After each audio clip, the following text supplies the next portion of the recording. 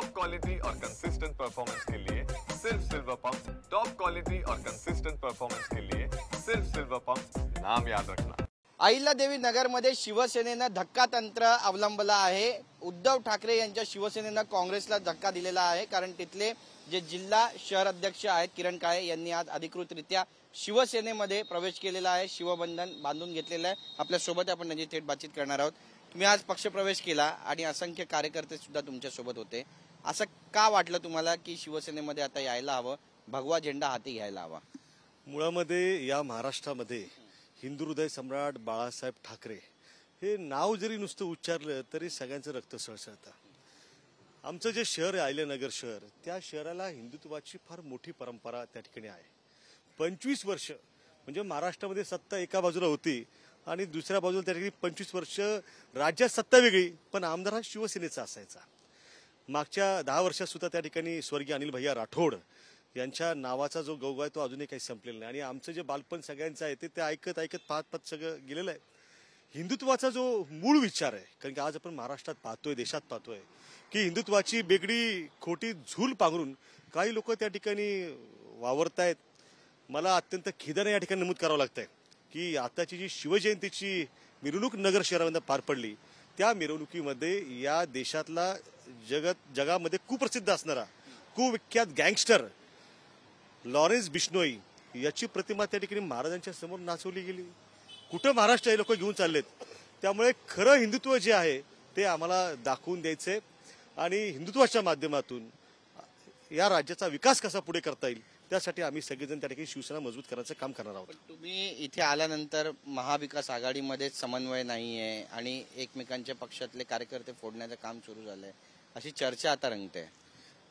पक्षाचे कार्यकर्ते फोडणं, नेते फोडणं हा काही विषयात नाही आहे। लक्षात घ्या की शेवटी कुणाला कशा पद्धतीने काम करायचं हा चॉईस ज्याचा त्याचा आहे आणि आपापला पक्ष मजबूत करणं हा त्या पक्षाचाही अधिकार आहे। आदरणीय उद्धव साहेब ठाकरेंच्या नेतृत्वाखाली त्या ठिकाणी आम्ही सगळ्यांनी आज मोठ्या संख्येनं, शेकडोच्या संख्येनं कार्यकर्त्यांनी इथे येऊन प्रवेश केला आहे। आपण महाराष्ट्रात पाहताय की सत्ताधारी महायुतीमध्ये त्या ठिकाणी प्रवेशासाठी मोठी धावपळ महाराष्ट्रात सुरू आहे। अनेक लोक उड्या मारतायत, परंतु आम्ही निर्णय घेतला की पुढची 5 वर्ष जरी त्या ठिकाणी आमची सत्ता नसणार आहे तरी सुद्धा आम्ही प्रवाहाच्या विरुद्ध लढून त्या ठिकाणी संघर्ष करणार आहोत। या संघर्षाच्या माध्यमातून या देशाचं डॉक्टर बाबासाहेब आंबेडकरांनी दिलेलं जे संविधान आहे त्या संविधानाचं रक्षण करणं, खरं हिंदुत्व लोकांपर्यंत घेऊन जाणं आणि सर्वसामान्य माणसाचे दैनंदिन आयुष्यातले जे प्रश्न आहेत ते प्रश्न सोडवणं, ही भूमिका आम्ही संघर्षाच्या माध्यमातून सक्षम विरोधी पक्ष म्हणून त्या ठिकाणी करण्याचं काम करणार आहोत। अहिल्यादेवी नगरमध्ये काँग्रेस निष्क्रिय झाली आहे का?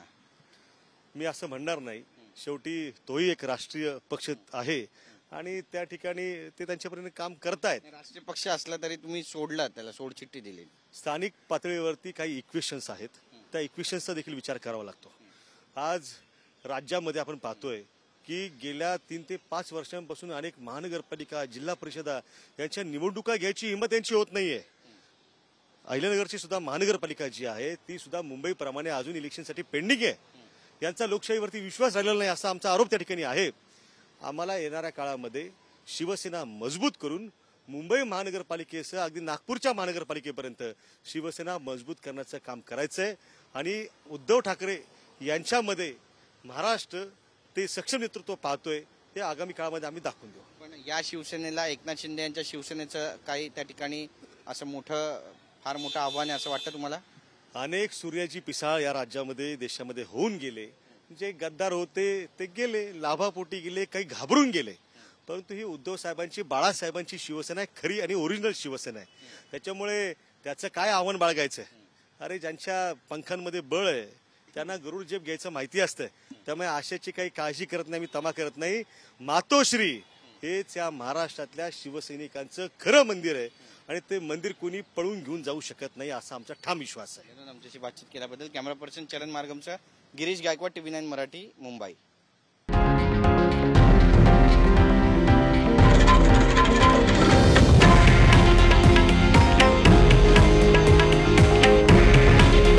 हे आहे देशातील नंबर 1 न्यूज नेटवर्क आणि आपण पाहत आहात TV9 मराठी। काळजी तुमची, हित महाराष्ट्राचं।